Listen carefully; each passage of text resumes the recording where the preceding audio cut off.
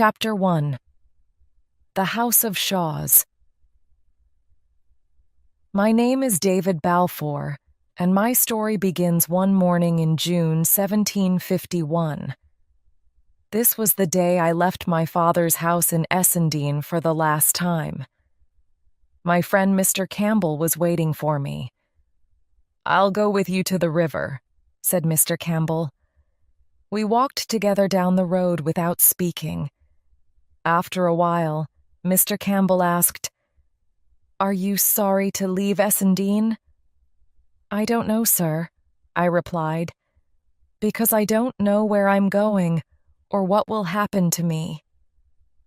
I've been very happy in Essendine, but I've never been anywhere else.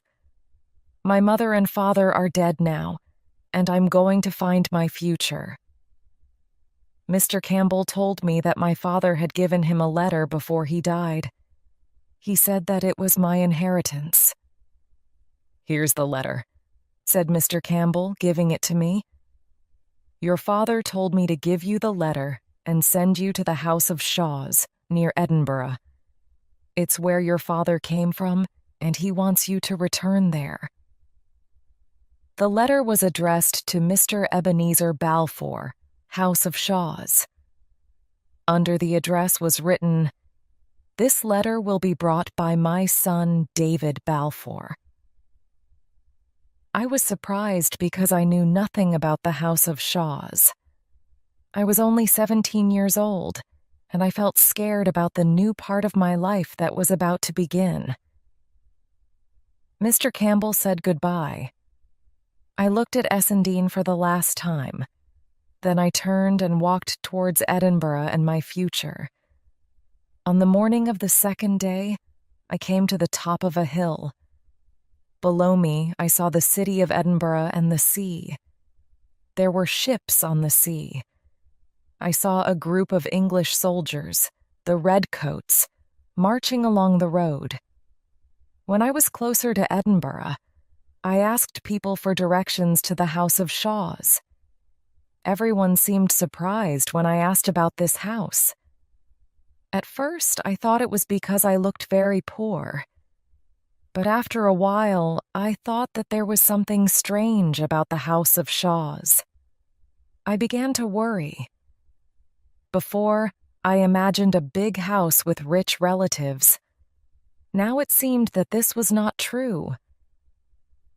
What is waiting for me at the House of Shaws? I thought. There was only one way to find out. I walked on. Soon I saw a large house standing alone in the bottom of the next valley. It was the House of Shaws. It was not how I imagined. The house was very old and in bad condition. There was no gate at the entrance, no path to the front door, and no smoke came from the chimneys. It looked empty. It was dark when I arrived at the house and there were no lights on. I knocked once on the big wooden door. I waited, but nothing happened. I knocked again. Nothing happened, but I heard someone inside, so I became angry. I started kicking the door and shouting for Mr. Balfour. I heard a sound above me.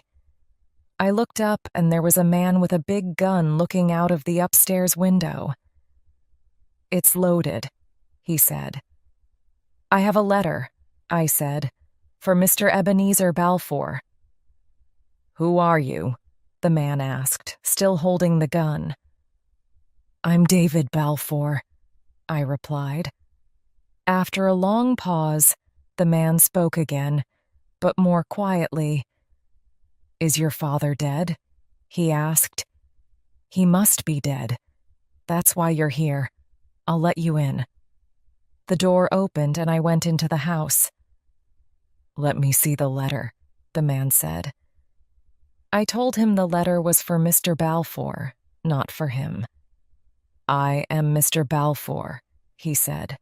"I'm your father's brother, your uncle." I looked at him in surprise. I did not know that my father had a brother. He showed me to a room to sleep in.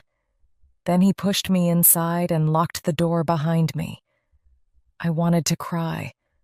I was tired from my long walk. I lay down and soon fell asleep. Chapter 2: Uncle Ebenezer. The next morning, I knocked at the door and shouted until my uncle let me out. We sat at the table and my uncle gave me some breakfast.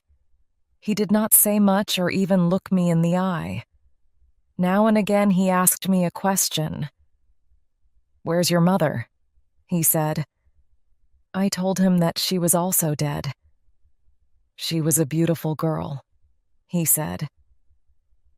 The day went on like this. He asked me a question now and again after long silences. But when I tried to ask him about the letter and my inheritance, he said nothing. I wanted to ask my uncle about my father. "Who was the eldest brother?" I asked. He jumped up. "Why do you ask that?" he said, suddenly taking hold of my jacket. "What do you mean?" I asked him calmly. "Let go of my jacket," I said. He let me go. "Don't ask me about your father," he said. That's why I became angry. I began to think my uncle was mad and maybe dangerous. Later on that night, my uncle gave me some money. 37 gold coins. This was a lot of money. "Why are you giving me this money?" I asked. "What do you want in return?" "Nothing much," he replied. "But I'm getting old and I need someone to help me around the house." Then he gave me a key. He said it was for a tower at the other end of the house. "Go up the stairs in the tower, find some papers, and bring them to me," he said. I unlocked the door to the tower. There was no light inside, and it was very dark. Very slowly, I went up the stairs in the darkness. As I went higher and higher, I began to feel the wind on my legs. The stairs seemed to move under my feet. Suddenly, there was a flash of lightning. The sudden light saved my life.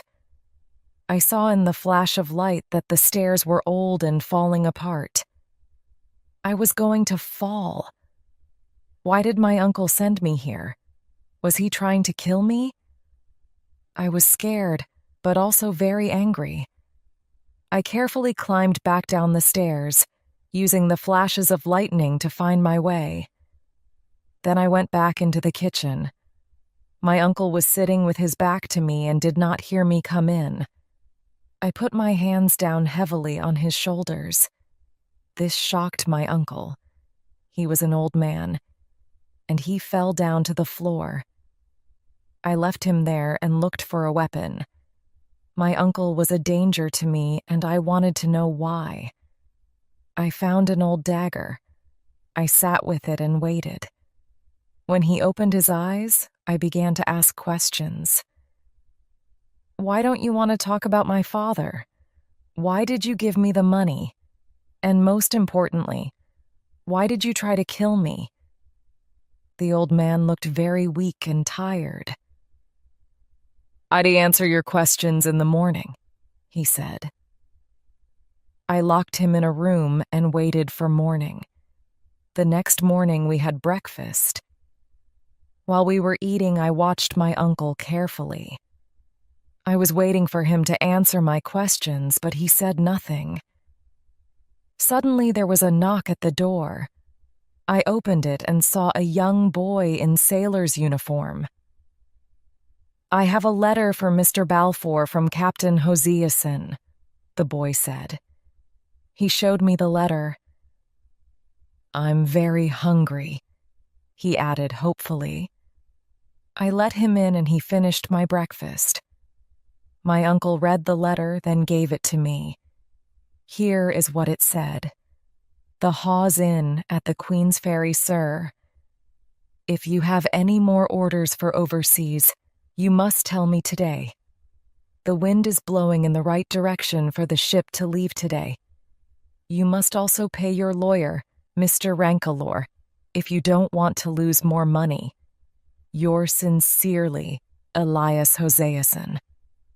My uncle told me that he was doing some business with Hoseason, the captain of a ship called the Covenant. Let's go and see him, he said. And then afterwards we could visit Mr. Rankilor, the lawyer.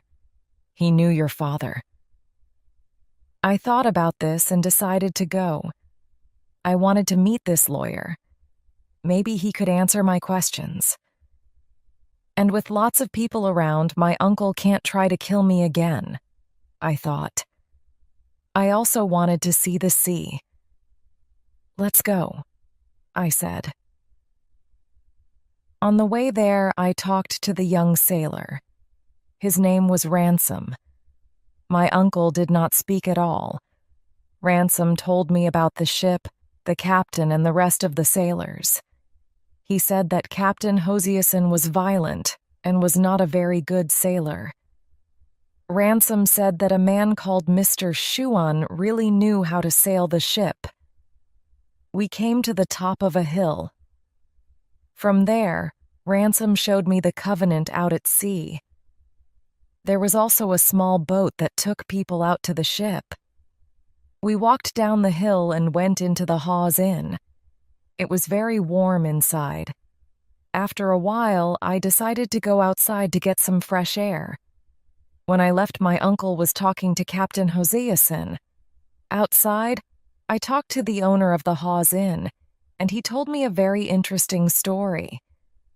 The story was that Ebenezer killed my father, Alexander, because he wanted the House of Shaws. So Alexander was the eldest son? I asked. Of course he was, said the owner. That's why Ebenezer killed him. So my father was the eldest son. I could not believe my luck.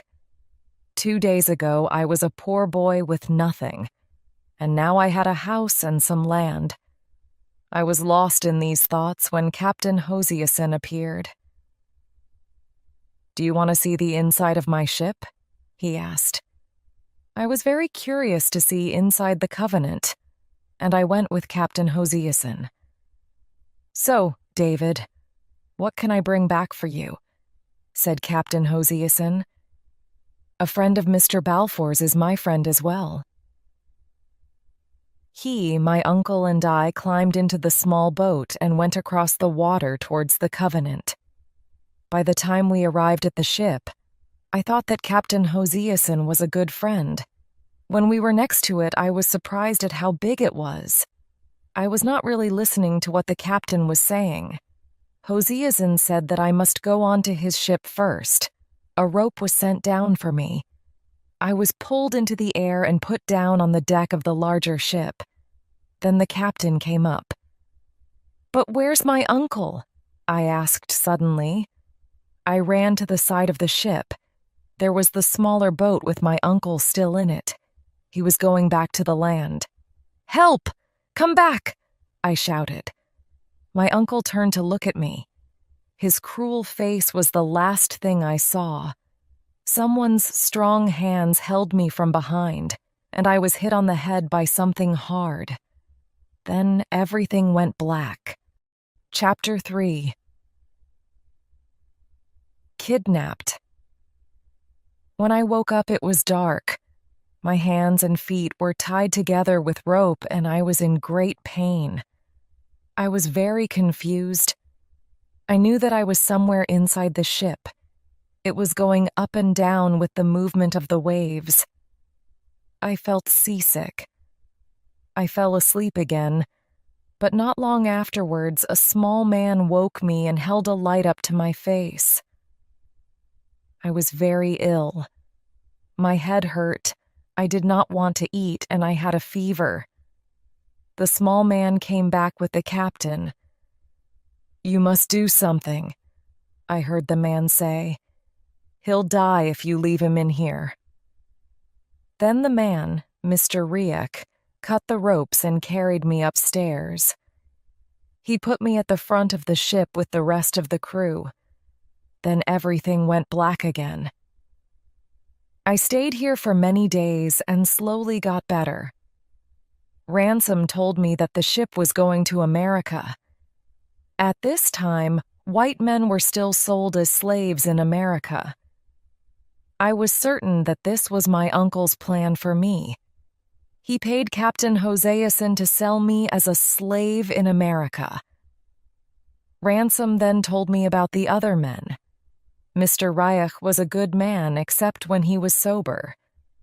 Mr. Shuan, the man that really knew how to sail the ship, was only dangerous when he was drunk. He often hit Ransom when he was drunk. One night, when Mr. Shuan was drunk, he killed Ransom. Captain Hoseason told me I had to do Ransom's job. I now had to stay in a different part of the ship, with Mr. Shuan. In this part of the ship, they kept all the food, drink, and weapons. Later on, we all sat at a table. There was a bottle of brandy in front of Mr. Shuan. He put out his hand to take the bottle, but Mr. Ryach stopped him.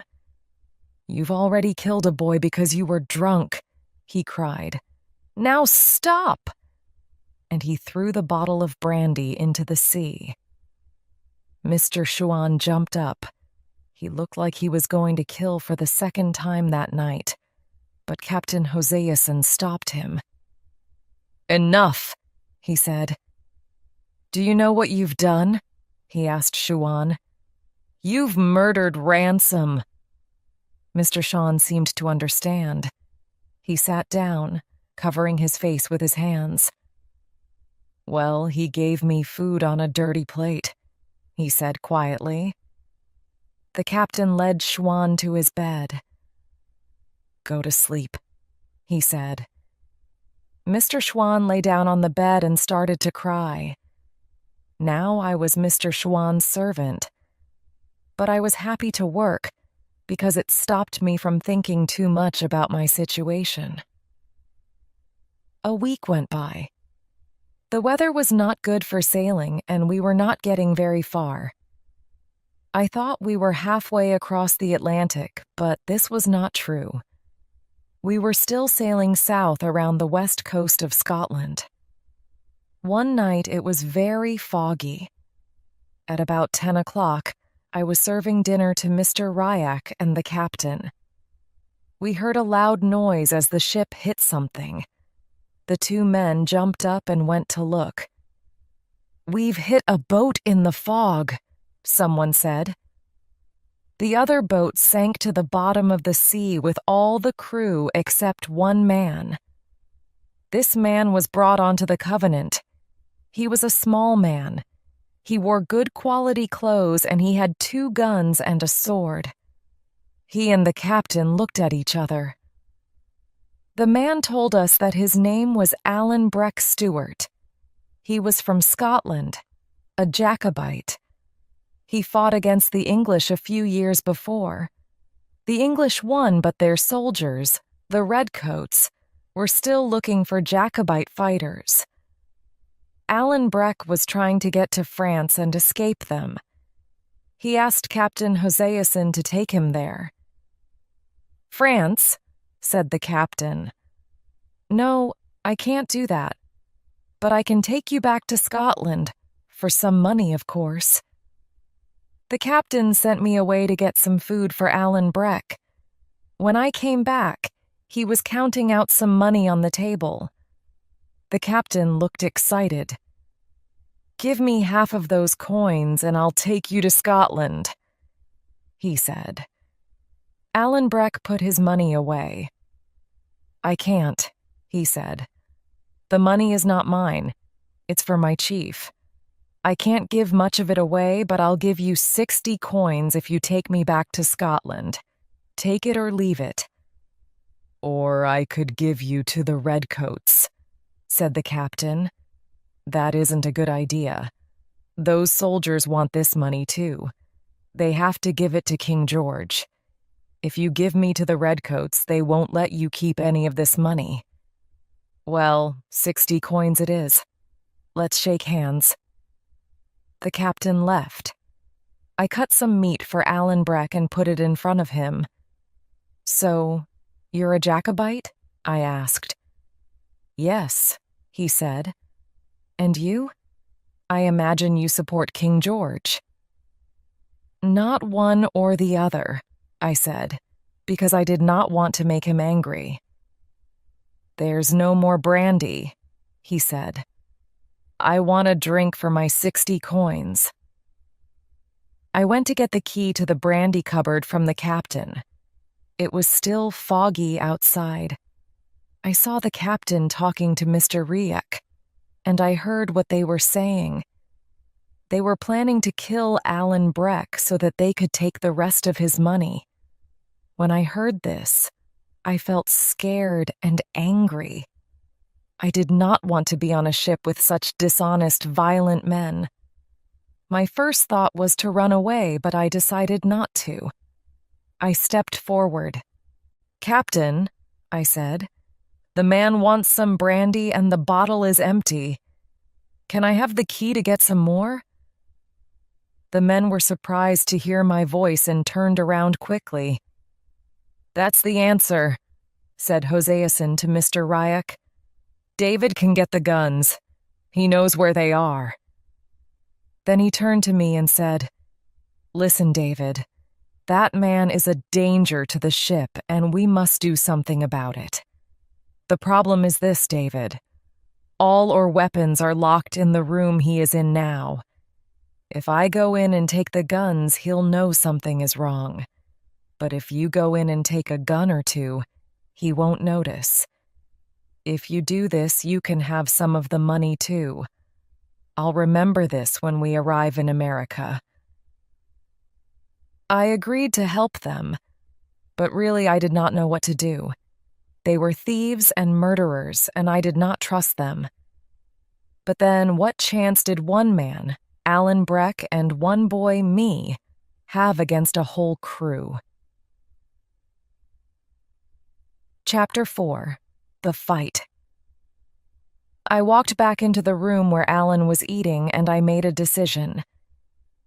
"Do you want to be killed?" I asked him. He jumped up quickly. "They've murdered a boy already and now they want to kill you," I said. "Will you help me?" he asked. "I will," I said. Now we looked around to see how to defend ourselves. There were 2 doors into the room and 1 small window. We closed one of the doors and left the other one open. He took out his sword and gave me all the guns. "Now listen to me," he said. "How many men are there?" 15, I said. "Well, there's nothing we can do about that. I'll watch this door where the main fight will be. You must use the guns and watch the other door." I told him I was not a very good shot. "If they try to open the door, you must shoot," he said. "Now, what else do you have to watch?" "The window, sir," I said. "But how can I watch both at the same time? When I'm looking at one of them, my back is towards the other." "That's true," said Alan. "But don't you have any ears?" "Of course," I said. "I must listen for the sound of breaking glass." "Exactly," said Alan.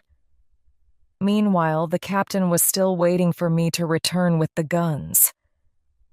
Finally, he came to the door. Alan stopped him with his sword. "What's this?" said Hoseason. "I save your life and you show me a sword?" "I know what you're planning," said Alan. "Now get your men together. I want to start this fight as soon as possible." The captain looked at me. "I'll remember this, David," he said.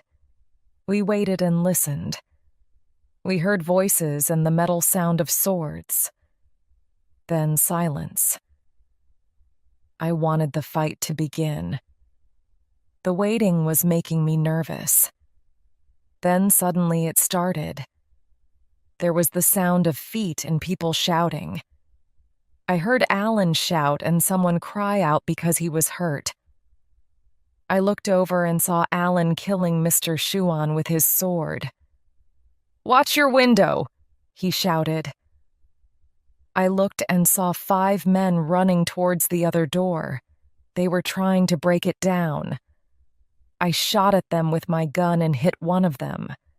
The others looked confused. I shot at them again over their heads, and then a third time. The men ran away. Somebody pulled Mr. Shuan's body out of the room. Then Alan and I were left alone. "It's not over yet," he said. "They'll be back." I reloaded my 3 guns.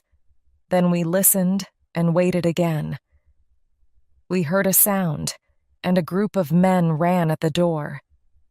At the same time, the glass of the window broke and a man came through it.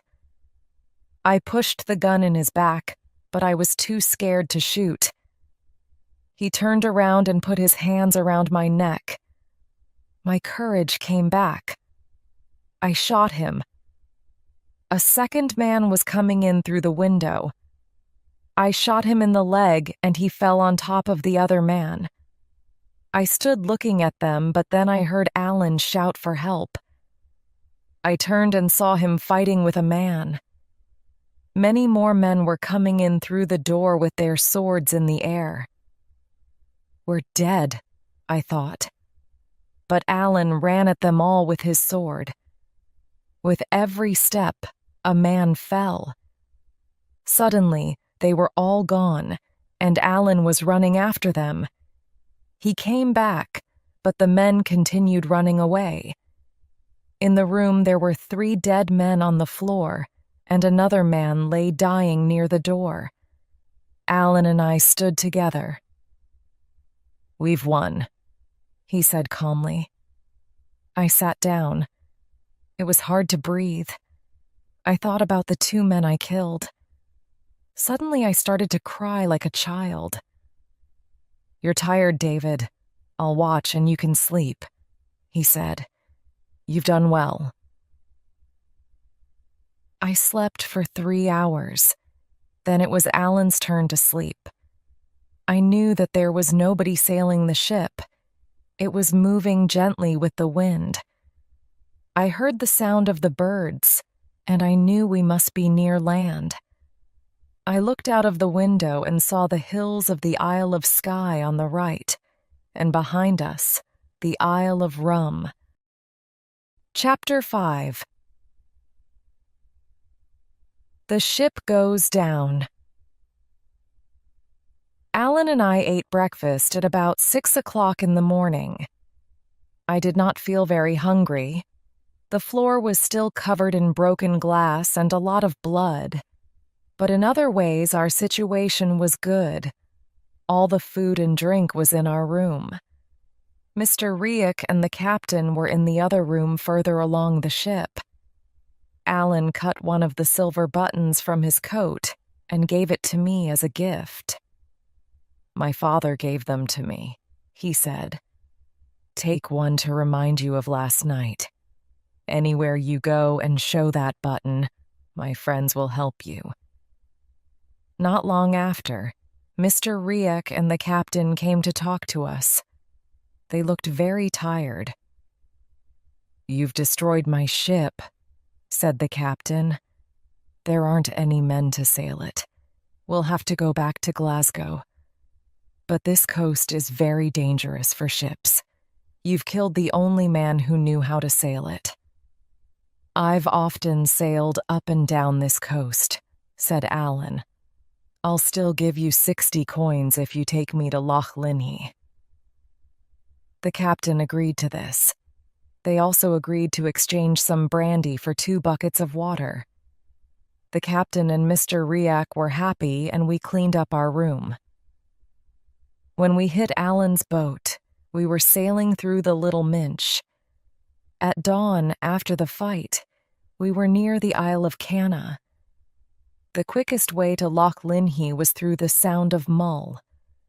But the captain had no map of this part of the sea, and he was afraid of damaging his ship in this small channel of water. So we decided to sail down the west coast of Mull, around the south and up into the loch. This was a very pleasant time on the Covenant.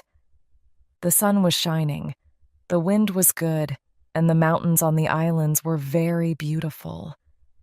Alan and I listened to each other's stories during this time. But when I spoke about my friend Mr. Campbell, Alan said that he hated everyone with the name of Campbell. "But he is a good man," I said. "Why do you hate all Campbells?" I asked him. Alan told me that the Campbells had killed people from his family, the Stuarts. They then took their land from them too. Alan then had to join the English army to make some money. I was very surprised at this, because Alan's Scottish family history was so important to him. "But then I deserted," he said, "and now if the Redcoats find me, they'll kill me." "So you're a Jacobite and a deserter from the English army. Why are you back in Scotland? Surely it's too dangerous?" I asked. "I miss my friends and my country," he replied. "But I also take money from the people in Scotland to their chief, Ardshiel. Ardshiel now lives in France, but he wants to return to Scotland. He wants to win back his land for his followers. Ardshiel's half-brother James gets the money from the people, and I take it to Ardshiel in France." "So the Highlanders pay twice to use their land?" I asked. "Once to King George of England and once to Ardshiel?" "That's right," said Alan.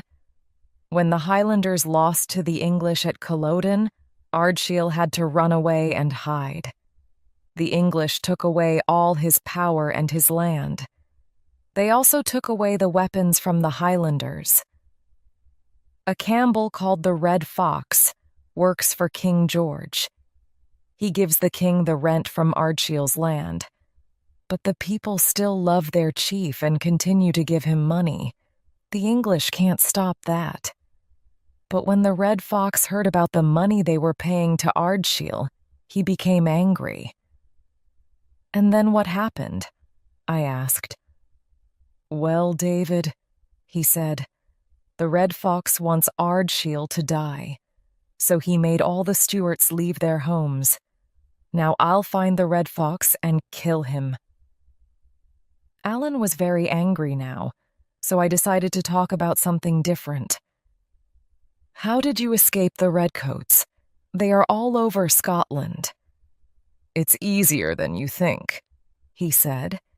"If you know the countryside well like I do, you can hide from the soldiers, and there are always friends to help you." It was late at night, but because it was summer, it was still quite light. The captain came in, looking very worried.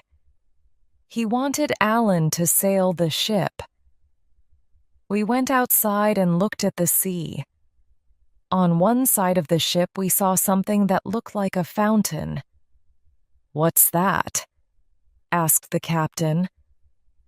Alan told him it was the sea hitting some rocks. Then we saw more fountains.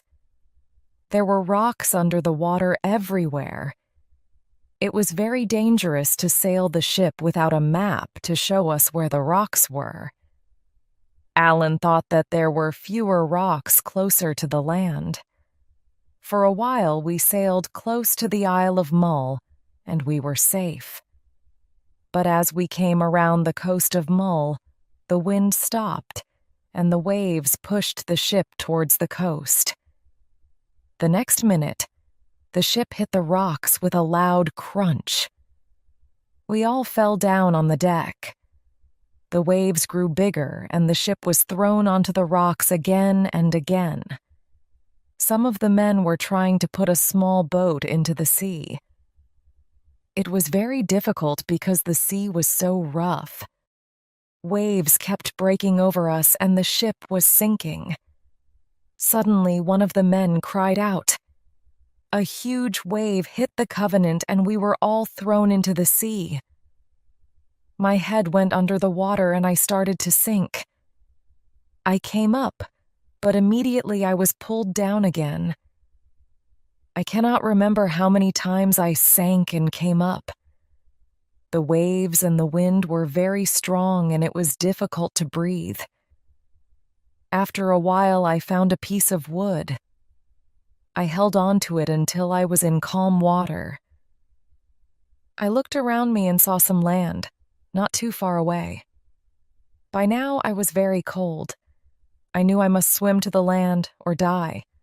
It was very hard, but after an hour, I was finally on land. I lay on the beach in the moonlight. I was tired but alive. Chapter 6. The Murder of the Red Fox. There was nothing on the land, no houses, no lights, just land. I was tired but happy to be alive. I did not know if any of the others survived. When morning came, I climbed to the top of a hill and looked out at the sea. There was nothing on the sea, no ship, not even the smaller boat. I looked around me and I saw that I was on a small island. Nobody lived there. It was separated from the mainland by the sea, and there was no way of getting there. I'm completely alone, I thought. I had nothing except a little money and Alan's silver button. I did not know much about the sea and how to survive, but I was hungry, cold, thirsty, and tired. I needed to find food. I ate shellfish from the rocks.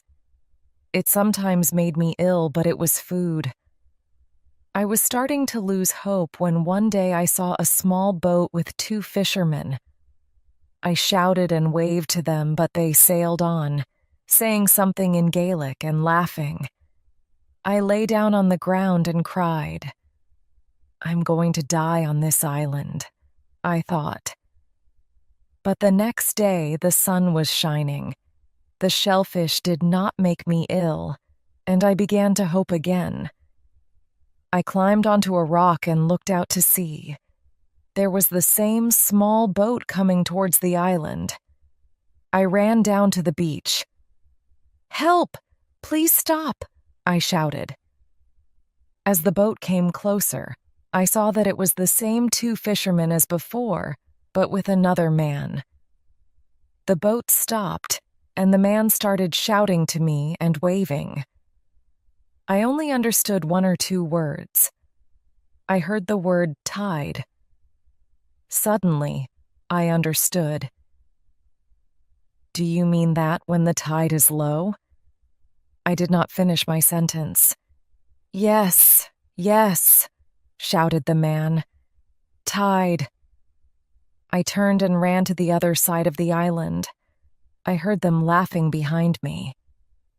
I saw that when the tide was low, the island was attached to the mainland. It was only an island when the tide was high.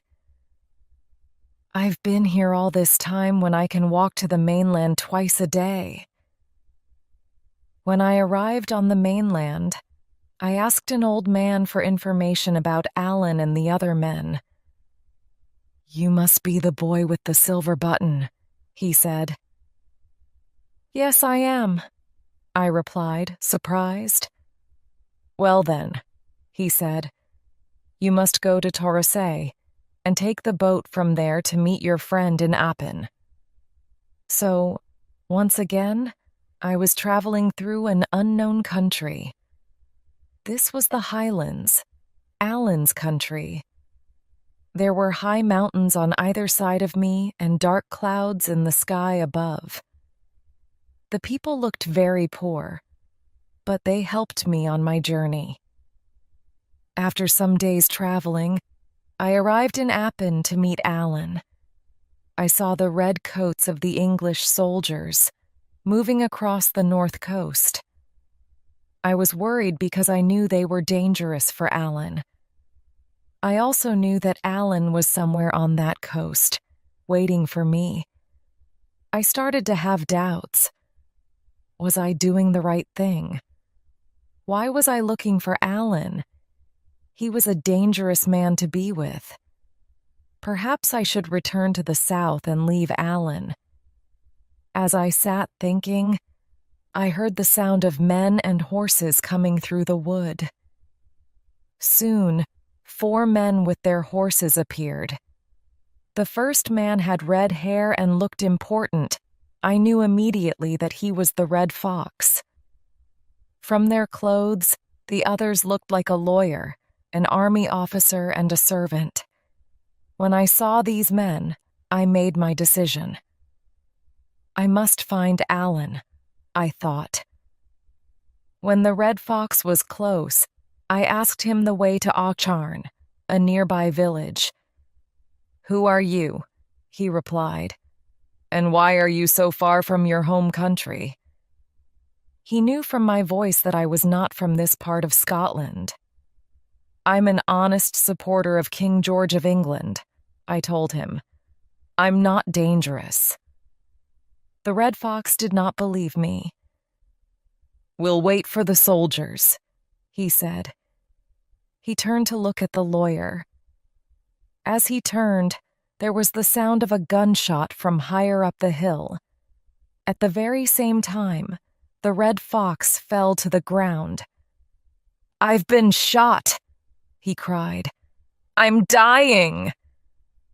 The lawyer held the dying man in his arms.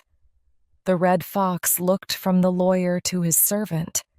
There was fear in his eyes. "Take care of yourselves," he said to them. He sighed, then his head fell forward. He was dead. The lawyer put him down on the road. This woke me from my shock. "The murderer! The murderer!" I cried, and began to climb the hill. After a few minutes, I saw the murderer moving away, not far in front of me. He was a big man, with a black coat and a large gun. "I can see him!" I shouted. The murderer began to run. I looked back down the hill. The soldiers were there now, and the lawyer and the officer were telling me to go back. "No!" I shouted. "You come up here!" "I'll give you 10 pounds if you catch that boy," shouted the lawyer. "He's working with the murderer. He stopped us and started talking while the murderer killed the Red Fox." Chapter 7. The Long Journey Home. I was confused. Things were changing so quickly, I did not know what to think. The soldiers began to climb the hill after me. "Come in here among these trees," said a voice nearby. I did what the voice said and heard gunshots going through the air past the trees. Just inside the trees was Alan Breck. He said nothing except, "Run!" He started running across the mountain, and I followed him. After a while, we stopped running. "This is serious," Alan said. "Do as I do. For your life." At the same speed, we ran back across the mountain, but a little higher. Finally, we stopped behind some trees. We were breathing quickly. Alan moved first. He went to the edge of the wood and looked around carefully. Then he came back. "Are you all right, David?" he asked. I said nothing and did not even look at him. A man was murdered in front of me. The man that Alan hated. And here was Alan, hiding in the trees, running from the soldiers. Was Alan the murderer? Or did he order someone else to kill the Red Fox? My only friend in this strange country was guilty of killing another man. I did not want to look at him. I wanted to be on my own, not hiding here with a murderer. "Are you still tired?" asked Alan. "No, I said. But you and I must go different ways, Alan. I liked you very much, but I don't like the things that you do. They are not my ways, and they are not God's ways. I must leave you. Alan thought for a moment. Do you think that I killed the red fox, David? He asked me. Well, I know how much you hated him. If I want to kill a man, I will not do it in my own country, said Alan. We don't have much time. We have to run away from here. If we're caught, I'll be in trouble because I'm a deserter, and you'll be in trouble because you were involved in the murder of the red fox, he said. But I'm innocent, I said. I'm not afraid of the law in my own country. This is not your country, said Alan. Listen, David, the dead man is a Campbell. If they catch you, the Campbells will want somebody to die for this murder. And that somebody could be you. This is the Campbell law here. This scared me. You people from the lowlands don't understand. We're in the highlands, David. When I say run, trust me and run. It's difficult to run and hide here, but it's even more difficult to be in a redcoat prison. I'll take my chances with you, Alan, I said. It'll be hard, warned Alan. But your only other choice is death. We shook hands. Now let's see where the redcoats are now, he said. We started walking. Night came. It was a cloudy night, so it was very dark. Sometimes we walked, sometimes we ran. We traveled on and on until I was tired and weak. At dawn, we stopped.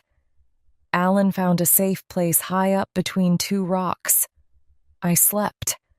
I was woken by Alan's hand over my mouth. Shh, he said. You are making too much noise in your sleep. Well, what's wrong? I asked. He went to the edge of the rock and called me over. Look, he said quietly. It was now the middle of the day and very hot. From the rock, we looked down into a valley. A river ran through it. About half a mile up the river were a group of redcoats. I looked around. There were more redcoats everywhere I looked. I was afraid of this, David, said Alan. They began to arrive about 2 hours ago, but you were asleep. If they stay down in the valley, we'll be all right. But if they come up here, they'll see us. We'll stay here until it gets dark, and then we'll try to get past them. All that day we lay in the hot sun, but we had no water, so finally Alan decided we had to move. We jumped down from the rock and waited in the shade. The sun also made the soldiers tired. Many were sleeping. We started to leave the rocks. We moved slowly, but by the evening we were some distance away from the redcoats. Later on, we found some fresh water and washed and drank from it. We felt safe and decided to stop and eat. And so we traveled like this for several days, always looking out for redcoats, always moving south.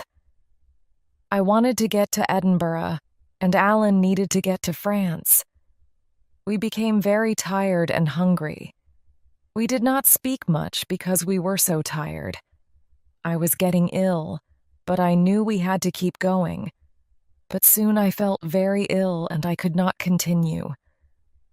I had to ask Alan for help. My legs simply could not carry me any further. I had a fever and my stomach hurt. Alan promised to find a house for me to rest. Luckily, the family at the first house we found knew Alan well by name. They saw that I was ill and called a doctor.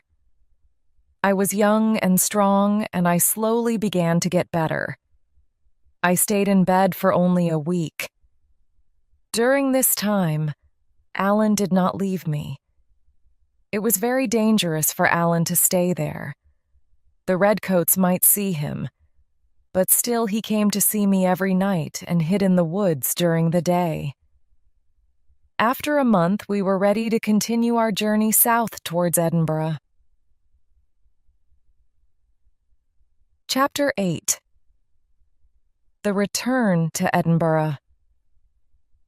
I was now stronger and felt excited about my return to Edinburgh.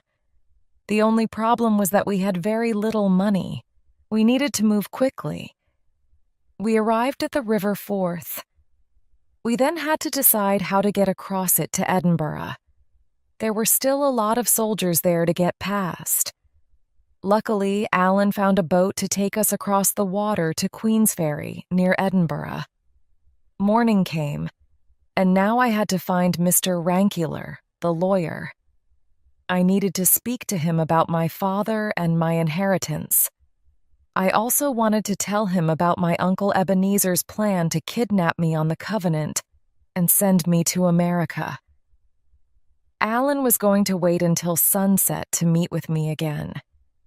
If everything goes well with Mr. Rankeler, I can give you the money to help you get to France, I told Alan. Soon I was in Queensferry, looking for Mr. Rankeler's house. Only now I began to have doubts. Will I find the house? Will Mr. Rankeler believe me? Perhaps he won't want to help me. What will I do then? I walked up and down and finally stopped in front of a very nice house. The door opened and a man came out. "Can you tell me which house is Mr. Rankeler's?" I asked. "Well," said the man, "it's the house I've just come out of. I am Mr. Rankeler." "Well, sir," I said, "can I speak with you?" "But I don't know your name or your face," said Mr. Rankeler. "Who are you?" "My name is David Balfour, sir," I said. "David Balfour?" he said, sounding surprised. We went inside the house. "How can I help you?" he asked. "I am the son of Alexander Balfour. Mr. Ebenezer Balfour is my uncle. I believe that the House of Shaws is my inheritance," I said. And so we talked. He told me about events in Edinburgh and all the lies that my uncle told about me. I told him everything that happened to me. When I said Alan's name, he stopped me. "It's probably a good idea to call your friend Mr. Thompson. It's for his own safety," he added. Mr. Rankeler gave me some clean clothes. Then we talked again. He told me the story of my father and Uncle Ebenezer. The two brothers fell in love with the same woman.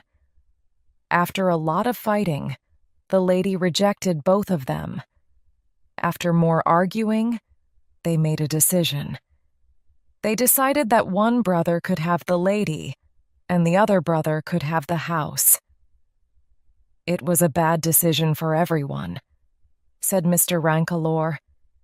"Your mother and father lived and died poor, and your Uncle Ebenezer was hated by everyone. He became selfish and dangerous, as you have seen for yourself." "And so," I asked, "what is my position now?" "Well, the law says that the house is yours," replied the lawyer, "but I think your uncle will fight you for it. Listen, your uncle paid Captain Hosiason to kidnap you, right? We need to show that your uncle was responsible. If we can do this, he'll have to give you the house." At this point, I began to think of a plan. I told Mr. Rankeler. "But do I have to meet your friend Mr. Thompson?" he said. "I think so, sir," I said. He asked me many questions, but I saw that he liked my plan. In the end, he agreed to it. At around sunset, we left the house. We met Alan and walked down to the house of Shaw's. Alan knocked on the door.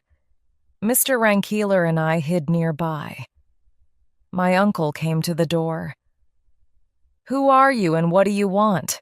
he said. "Who I am is not important," said Alan. "I have to talk to you about David."